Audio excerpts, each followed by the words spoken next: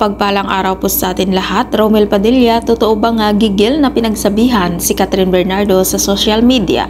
Kung atin po nga balikan nung naghiwalay sina Catherine Bernardo at Daniel Padilla, wala po tayong narinig mula kay Romel Padilla na ama ni Daniel Padilla.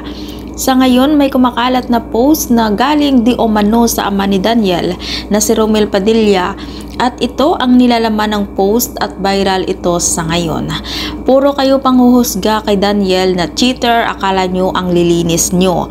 Ikaw, Catherine, alam mong gwapo yung anak ko, expected mo na hindi lang ikaw ang babae niya na kung mahal mo talaga yung anak ko, hindi dapat sa'yo big deal ang mga babae niya. Ang importante dyan, ikaw lang ang minamahal niya. At nilinaw po ito ni Romel Padilla dahil sa isang Facebook page na gumagawa ng mga fake news laban sa mga celebrity. Umalma na at nagbigay ng babala si Romel Padilla sa publiko tungkol po ito sa viral na fake news na kung saan tinalakan niya daw di umano si Catherine Bernardo.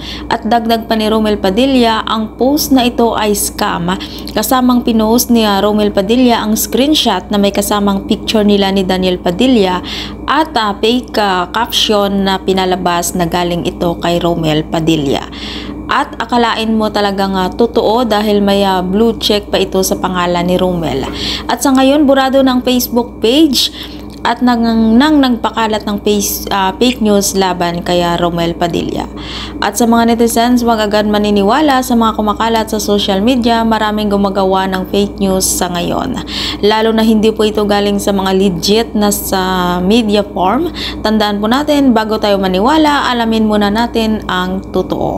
Kung ikaw hindi pa nakasubscribe ng aking channel, mag-subscribe ka na sa aking channel, Ives Velasco. Maraming salamat po at mapagpalang araw po sa ating lahat.